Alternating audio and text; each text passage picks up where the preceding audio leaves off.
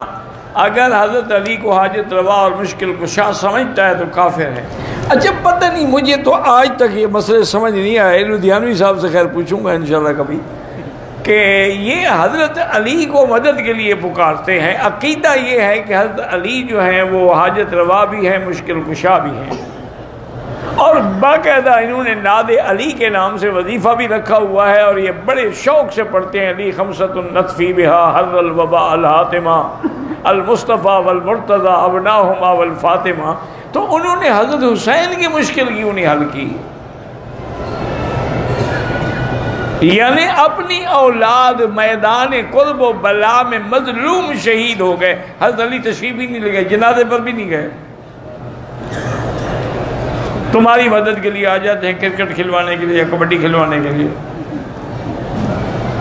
خدا کا خوف کرو۔ ایک تو ہے نا کہ شرعاً کفر ہے، لیکن کوئی عقل بھی تو ہوتا ہے نا۔ مشکل کشا وہ ہوتا ہے جس پہ کبھی خود مشکل نہ پڑے، جس پہ خود مشکلیں پڑتی ہوں وہ دوسروں کا مشکل کشا کیسے ہو سکتا ہے؟ کتے کی طرح بکواس ہوتی ہے کہ علی اگر مشکل کشا ہوتا تو وہ کربلا میں کیوں نہیں آیا؟ بات کو سمجھنے کے لیے بڑی توجہ کیجئے گا، اور اگر میری دلیل کوئی بندہ اس میدان میں کھڑے ہو کے توڑ دے قیامت تک، میں اس کے آگے شکر رکھ کے شاگرد بن جاؤں گا۔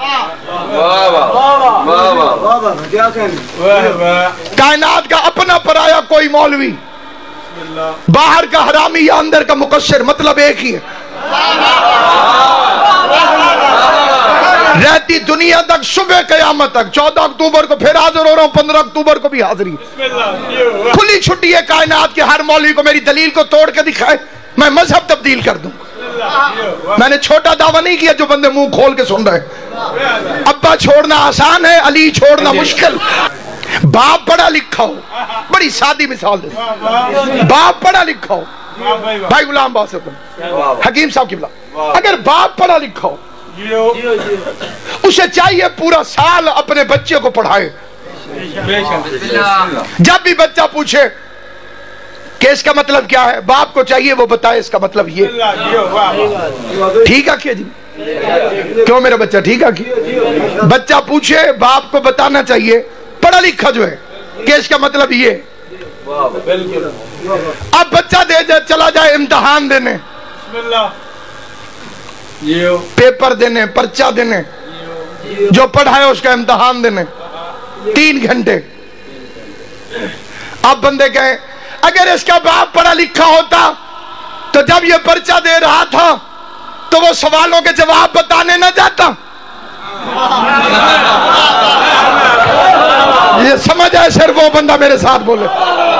میں جس وقت بچہ جو پڑھے لکھے حضرات ہیں ان کی توجہ چاہتا ہوں، جب بچہ امتحان دے رہا ہو، پیپر دے رہا ہو، پرچہ امتحان دیتے ہوئے وہاں پہ باپ پہنچ جائے اور وہ بتانے لگ جائے اس سوال کا مطلب یہ ہے، اس سوال کا مطلب یہ ہے، بیٹا بھی نالائق ہے، باپ کی بھی زیادتی ہے، اس لیے کہ باپ کو پڑھانا چاہیے پورا سال، لیکن جب بچہ امتحان دینے کے لیے آئے اب نہ باپ کا حق ہے کہ وہ بتائے، نہ بچے کی لیاقت کا حق ہے کہ وہ پوچھے۔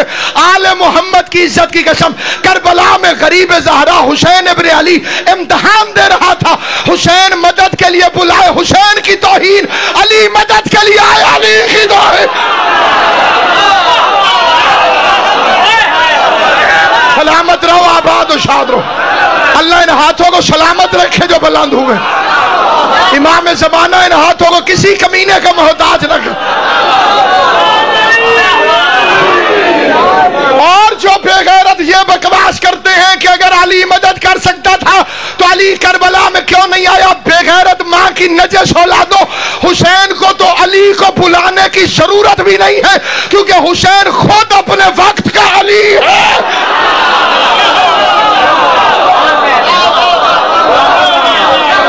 تمہیں کس نے کہا کہ حسین علی نہیں؟ یہ کوئی اسماعیل ہے کہ ایڑیاں رگڑے گا تو زمزم نکلے گا؟